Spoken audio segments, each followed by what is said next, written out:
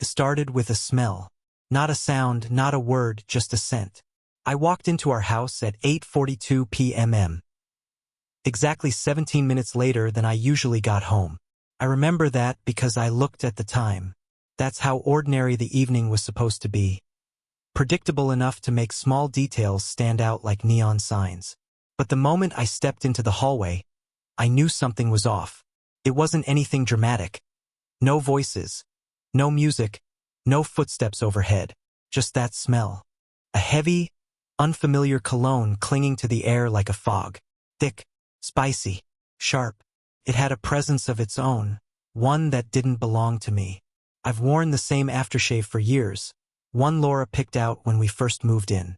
She said it made me smell safe.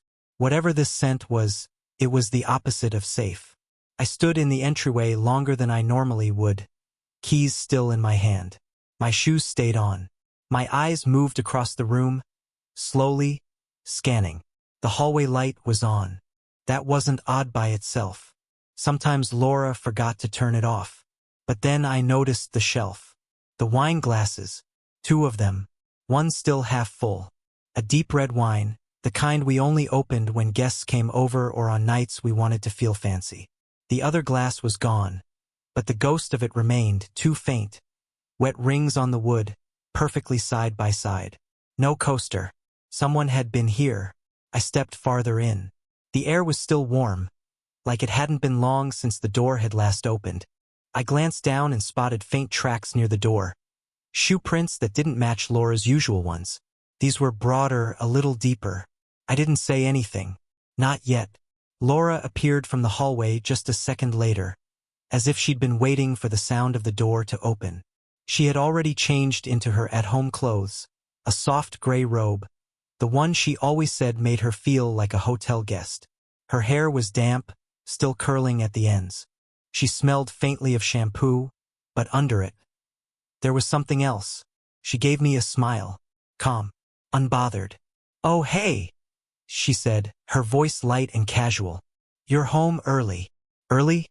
I wasn't. Not really. Just not late enough to be suspicious. "Traffic was better than usual," I said. My voice sounded normal, even to me. She nodded. "That's good. I was just finishing up. Had a colleague over, we were going over some pitch ideas for next week." Her eyes met mine, steady. "He left just a little while ago," she added. "Didn't want to stay long. He has an early morning." I looked at her, then at the wine glass. "What kind of campaign?" I asked. "Oh, just one of the new tech clients," she replied without missing a beat. "James something. He's the one I mentioned last week, the guy with the ridiculous budget and no real idea what he wants." "James, right?" She was already walking toward the kitchen. "I saved you some pasta," she said, her back to me now. "You hungry?" "Yeah," I answered, though I wasn't sure. The dog padded into the hallway, tail wagging, but slower than usual. Our golden retriever, Max, usually sprinted toward me like a small stampede the second I opened the door. Tonight he walked, then stopped a few feet away, sniffed the air, and turned back toward Laura. She bent down and scratched his ears, smiling like everything was fine. And maybe it was. Maybe I was imagining things. But the pieces didn't fit right. She was too calm. Her tone was too even. The robe, the damp hair, the way the house smelled like an entirely different man. The 2 glasses, the wet rings, the perfectly recited explanation. None of it shouted guilt, but none of it felt real either. We sat down for dinner. She talked. About her day. About how her boss had been in a mood. About a funny typo in an email that made the whole office laugh. I nodded. Smiled where I was supposed to. Asked questions that didn't matter. But I wasn't really there. My mind kept circling back to the hallway. To the cologne. To how quickly she had explained it all. How smoothly the story had come out. Laura wasn't a liar. At least she never used to be. But now I wasn't so sure. After dinner, she curled up on the couch with her laptop. She said she had a few emails to finish. I sat beside her and turned on the TV, letting some documentary play while I watched her instead. Her fingers moved across the keyboard with ease. No hesitation. No second glances. The wine glass was still on the shelf. Eventually, she stood and said she was tired. I nodded. She kissed me on the forehead before heading to bed, like she always did. But even that felt off. Too quick. Too practiced. I stayed downstairs for a while, pretending to watch the end of the show. But I couldn't focus. The whole house felt wrong. Eventually, I went upstairs.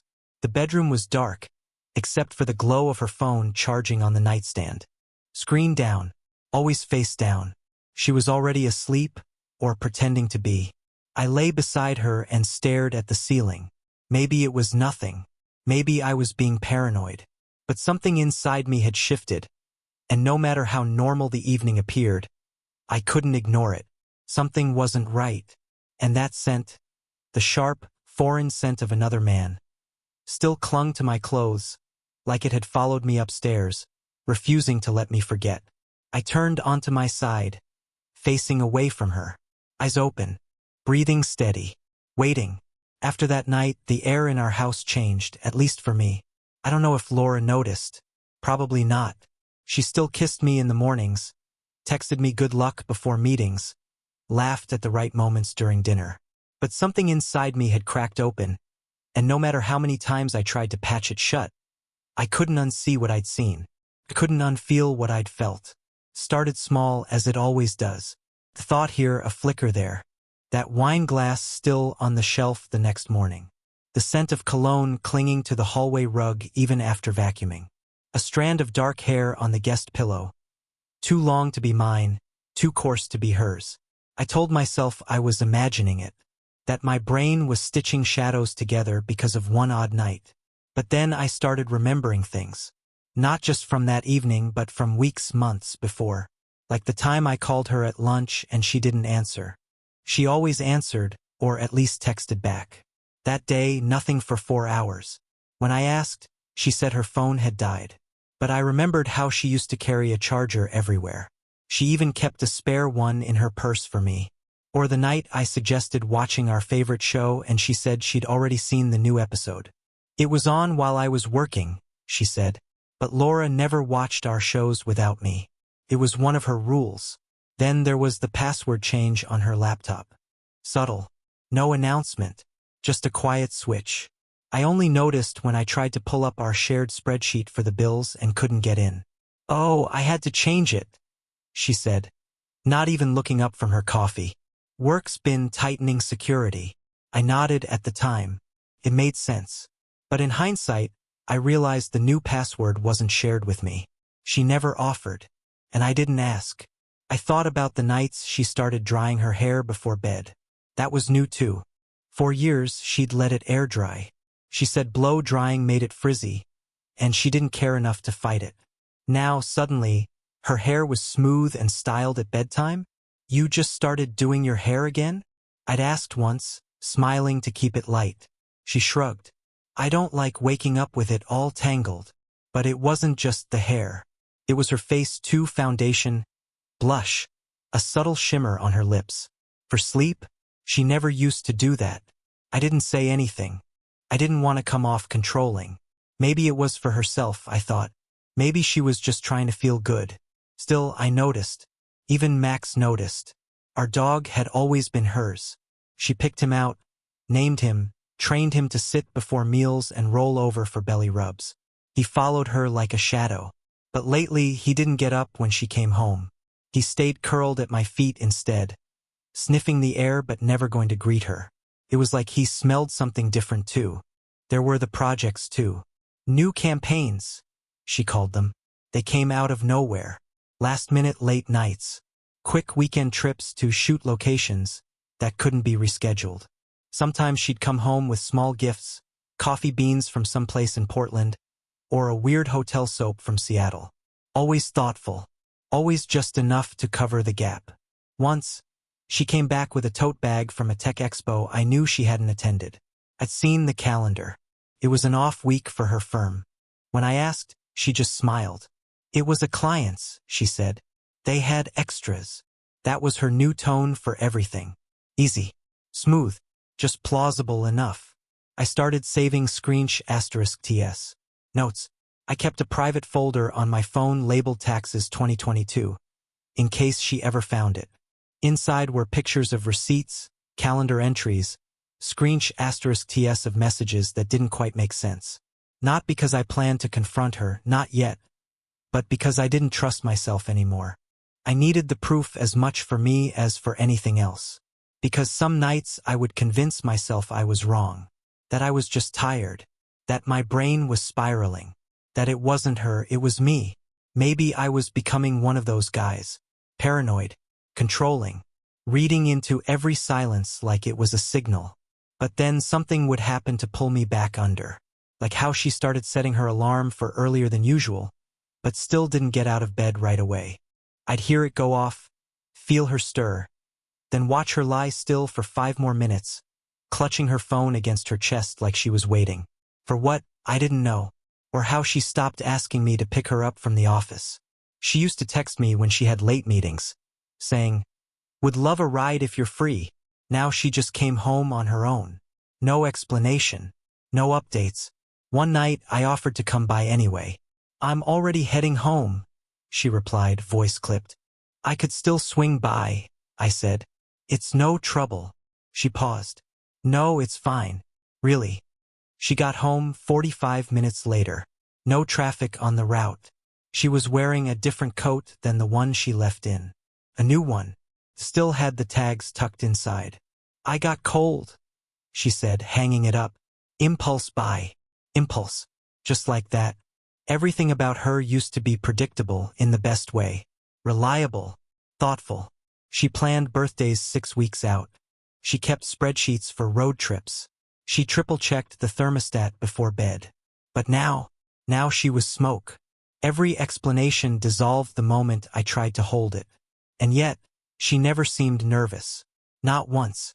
She didn't fidget. She didn't lie the way liars lie. Not with rushed words or stammers or avoiding eye contact. She lied like a professional. Like someone who had made peace with the story before she ever told it. There was no fear in her. That was the part that broke me the most. Because I realized that if she was lying, and God, I was starting to believe she was, then this wasn't new. This wasn't fresh guilt. This was something she'd practiced. And she was good at it. Too good. It was a Tuesday night when everything finally clicked into place. Not with a dramatic explosion. Not with shouting or a caught-in-the-act confrontation. No, the truth came quietly, in silence. It arrived like fog, slow, creeping, inescapable. Laura told me she had to stay late at the office. Again, there was a campaign wrapping up. "We're behind," she said as she put on her coat. "Might be a night shift. Don't wait up." I didn't ask questions anymore. I just nodded like I always did. I stood in the doorway and watched her leave, watched the taillights of her car disappear into the night. Then I went back inside, closed the door, turned off the lights, and sat in the dark with my phone in hand. My thumbs hovered for a long time. I didn't plan what I was going to say. I just typed out what I felt. "Say hi to James." I stared at the message, hovering over the send button. And then, without ceremony, I tapped it and set the phone down. I didn't expect a response. 28 minutes later, the front door opened. She didn't slam it. She didn't storm in. She entered quietly, almost cautiously, like someone stepping into a room they weren't sure was empty. She froze when she saw me sitting there in the dark. Her coat still on, her bag still on her shoulder. The soft hallway light behind her cut across her face. And for the first time in a long time, I saw it. The fear. Her hands were trembling. She didn't speak. Neither did I.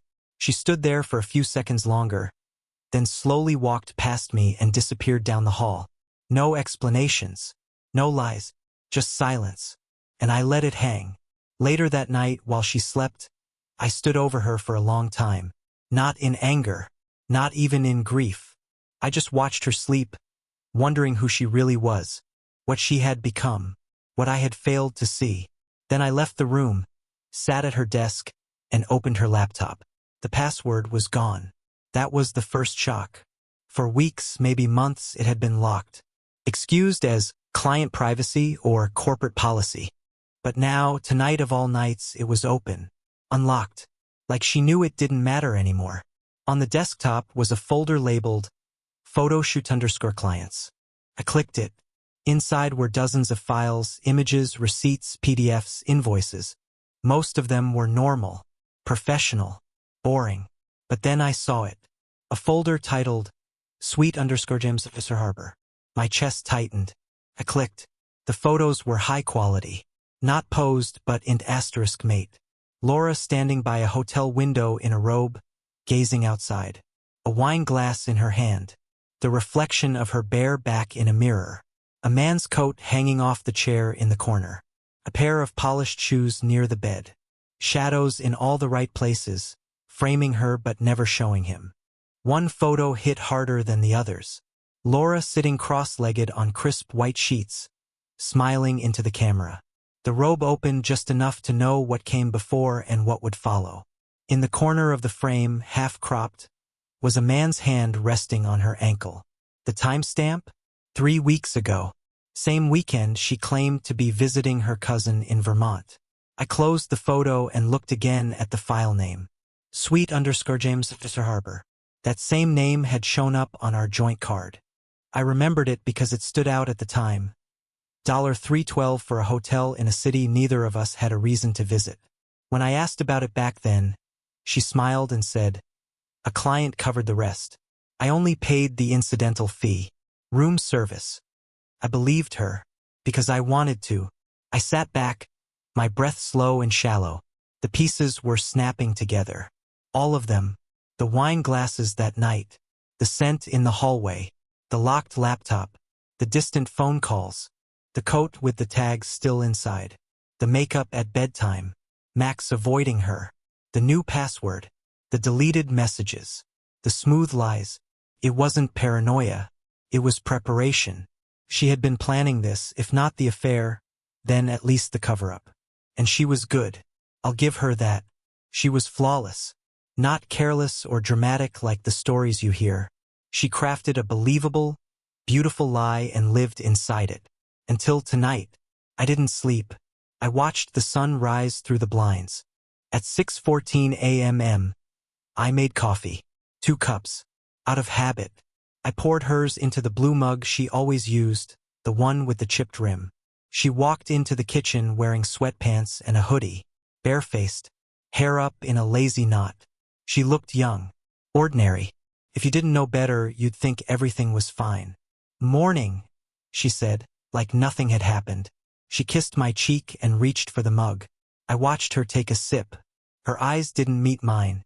I said nothing. And that's when I knew I was done talking. Because if she could stand there and pretend, if she could hold that mug, sip that coffee, and smile at me like I hadn't seen what I saw, then there was no room for explanation. No space for apology. She had made her choice long ago. Later that day, she texted me, "Heading into a meeting. Love you." Like she always did. I stared at it for a long time. Did she think I was still blind? Or was this how she dealt with guilt, by pretending it didn't exist? I didn't respond. That evening, I opened her laptop one last time. I copied the folder onto a flash drive. Every photo, every message, every quiet betrayal. I didn't do it for revenge. I didn't even know why I was doing it. Maybe I needed something tangible. Something I could hold in my hand when I started to doubt myself.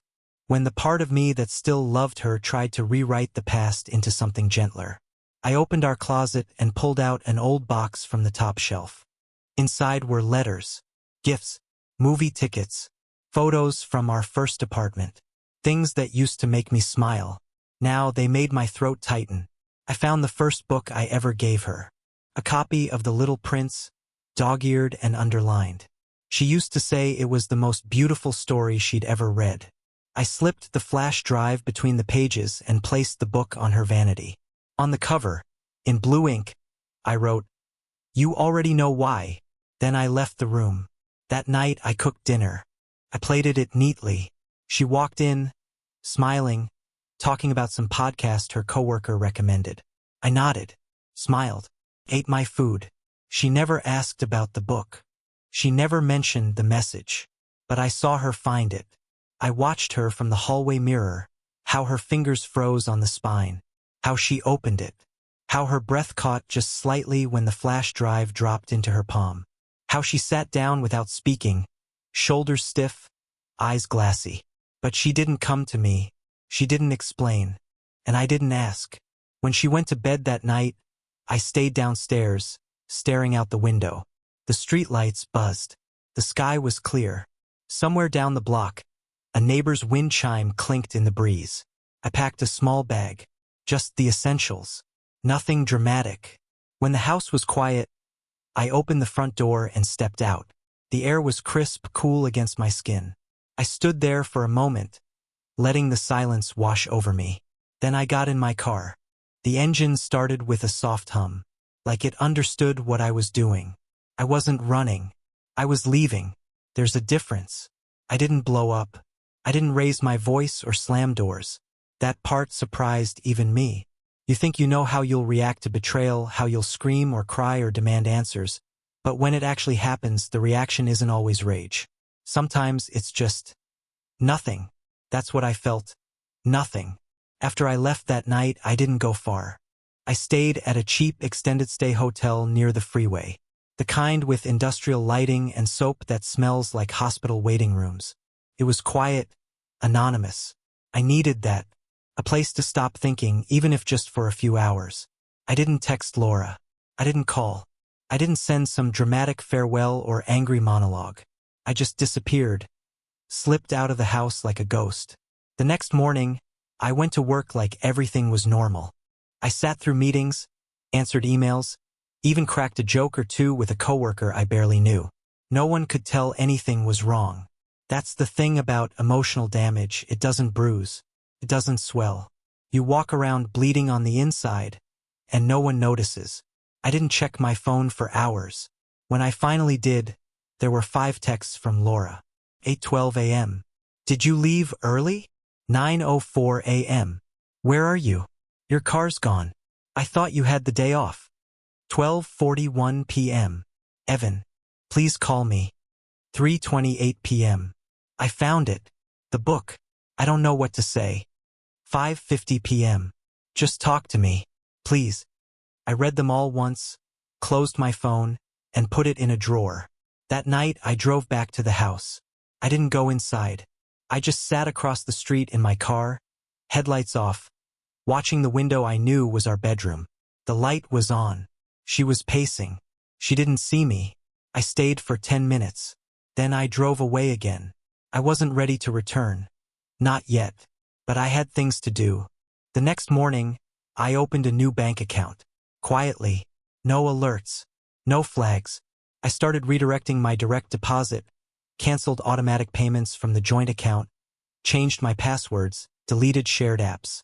Step by step, I began untangling the life we'd built together. No drama. No shouting. Just quiet extraction. I knew that if I confronted her outright, it would become a performance. Laura was good at that. Too good. She could twist a confrontation into a misunderstanding, turn my certainty into self-doubt. She was fluent in deflection. If I shouted, she'd cry. If I wept, she'd hold me. If I accused, she'd ask for proof. But if I said nothing, that was power she couldn't play against. Silence made her guess, wonder, drown in her own noise. So I stayed quiet. When I came home again 3 days later, it was like stepping into someone else's house. Laura had tidied everything. Spotless countertops, throw blankets folded, candles lit. It smelled like lavender and baked bread. The air was trying too hard. She was in the kitchen. When I walked in, she turned like she hadn't heard the door open, though I knew she had. She looked tired, but dressed like she wasn't. Hair curled, light makeup, a white sweater she wore when she wanted to look innocent. "Hey," she said, like it was just another night. I dropped my keys in the bowl by the door. "You've been gone," she said. I nodded, walked past her, opened the fridge. "I didn't know if you were coming back." More silence. "I found the drive," she said softly. I turned then, just enough to look at her. She waited for me to speak. I didn't. "Evan," She tried again, voice cracking slightly. I don't know how to explain it. I stared at her, straight-faced, no emotion. You were right, she said. You were right about everything. Still, I didn't say a word. Her shoulders slumped, like she was waiting for me to explode so she could collapse. But I didn't give her the explosion. I just turned back to the fridge, poured a glass of water, and walked away. Later, she followed me into the living room. I want to fix this, she said. I picked up the TV remote and flipped through channels. I want to be honest now. The dog lay beside me on the floor. He didn't get up when she entered. He hadn't wagged his tail for her in weeks. I turned the volume up slightly. I don't want to lose us. Still no reaction. And then, finally, she broke. I slept with him. More than once, she blurted, her voice high and sharp like glass cracking. I don't know what I was thinking. I thought it didn't mean anything. I told myself it was harmless. But it wasn't. And I knew it. I knew it. I muted the TV. She stood there, eyes red, lips trembling. I was lonely, she said. You were working late. You stopped asking how I was. I don't know, I thought he saw me. I nodded once. That was all. No outrage. No accusations. Just acknowledgement. Her voice dropped to a whisper. Say something. I looked at her. Really looked at her. The woman I once loved. The woman I had chosen to trust with everything. And then I said the only thing I could. I don't need to. She didn't know how to respond. I stood up, walked past her, and went upstairs. That night, we slept in the same bed for the first time in days. But we didn't touch. She lay on her side, facing the wall. I lay on mine, eyes open in the dark, listening to her breath, counting the space between us, feeling the weight of a goodbye neither of us had the courage to speak aloud. The next morning, I made coffee. 1 cup. I didn't offer her any. She came down a few minutes later, looking like she hadn't slept. I was already dressed, bag packed, laptop zipped. Where are you going? She asked. Out. For how long? I looked at her. I'll let you know. Evan. I held up a hand, just enough to say, stop. And she did. I walked out the door without another word. That day I met with a lawyer. I didn't file anything. Not yet. I wasn't ready for the logistics of unraveling 10 years of shared furniture, mutual insurance, and frozen dinner routines. But I wanted to understand the map before I chose a direction. The lawyer asked why I hadn't confronted her sooner. I said nothing, just shook my head. You have more control than most, he said. But it didn't feel like control. Felt like grief trying not to scream. I went back to the hotel that night, not because I had nowhere else to go, but because the silence there was cleaner. At the house, the quiet was heavy, sticky with lies. At the hotel, it was just quiet, empty in a way I could handle. Laura texted twice that night. 9:11 p.m. I miss you. 10:47 p.m. I'll be here whenever you're ready. I turned my phone off. That was the thing about silence. It didn't demand anything. It didn't beg. It didn't manipulate. It just existed. And in that stillness, I started to find something I hadn't felt in months. Peace. Not healing. Not forgiveness. Just peace. Like the hum of the refrigerator in the background. Like the slow tick of a watch you forgot you were wearing. A rhythm. A pulse. A quiet knowing. I wasn't over it. Not even close. But I was past denial. And that mattered. Because once you stop yelling, once you stop trying to explain or justify or rescue what's already drowned, that's when you finally see the surface again. And maybe, just maybe, start swimming toward it. After that week of silence, I came home. Quietly, deliberately. No dramatic entrance. Just a man unlocking the front door of his own house and stepping back into the ruins of what used to feel like a life. Laura was in the kitchen again, like she always seemed to be lately. She looked up when I entered, startled, but not surprised. Her face softened with what I think was relief, or maybe just exhaustion. She opened her mouth like she wanted to say something, but I walked past her without a word and went upstairs. From that point on, we lived in parallel. We spoke when we needed to, bare facts, logistics, schedules. But there was no us in our conversations anymore. Only two people coordinating the shell of a shared life, like co-workers managing an abandoned project. She tried at first. She asked if I wanted to talk, if I'd consider therapy, if we could just reset. I nodded once, non-committally. Then I went out for groceries and came back with only the things I needed. She noticed. She noticed everything. I stopped keeping my phone on the coffee table. I stopped asking about her day. I stopped caring whether she noticed that I had already stopped caring. And while she watched, while she waited for a spark of the man I used to be, I did something she never expected. I started collecting, not out of malice, not for revenge, but for clarity, for the record. I needed to see it all mapped out, line by line. I needed a trail. It began with parking lots. Laura would say she had late meetings at the firm, client pitches running long, presentations that couldn't be pushed. So I drive to the building, park 2 blocks away, and wait. Some nights the office would be dark by 8 p.m. Her car nowhere in sight. I'd snap a photo. Time-stamped. No need for confrontation. Just evidence. Another night, she said she was grabbing drinks with coworkers to unwind after a rough quarter. She mentioned a dive bar near downtown, the kind that closes early and smells like spilled beer and old speakers. But the receipt I found in our shared transaction feed? It wasn't from a bar, it was from a rooftop lounge across the city. Classy. Candlelit. The kind of place where you order a $19 cocktail and whisper over jazz. That night, I checked her cloud backups. Something I hadn't done in years. I didn't need her password. She'd synced everything long ago and never unsynced it. The photos told their own story. One of them showed the lounge, right down to the drink she'd mentioned, a martini, but not just any martini. A dirty one, 3 olives, gold-rimmed glass. In the background, blurred but unmistakable, was the profile of a man. Not James. Not the first one. Someone else. Another name. Another shadow.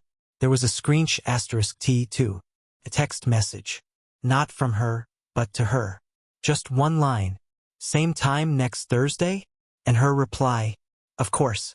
I'll say I'm staying late again. It didn't say his name. But it didn't need to. After that, I started archiving everything. Phone logs. Calendar changes. Notes in her planner, scribbled then scratched out. Half-covered emails on her screen when she thought I wasn't paying attention. All of it painted a picture. Not just of infidelity, but of a life running alongside mine, perfectly parallel but never touching. She was a wife on paper, a partner in the daylight.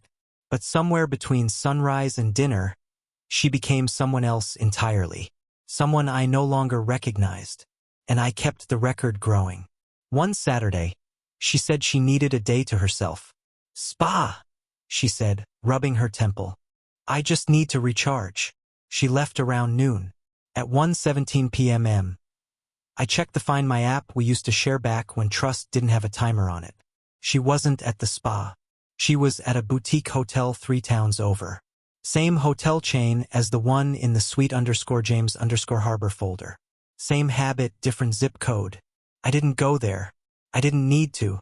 Instead, I found her overnight bag still in the laundry room, half-packed, open.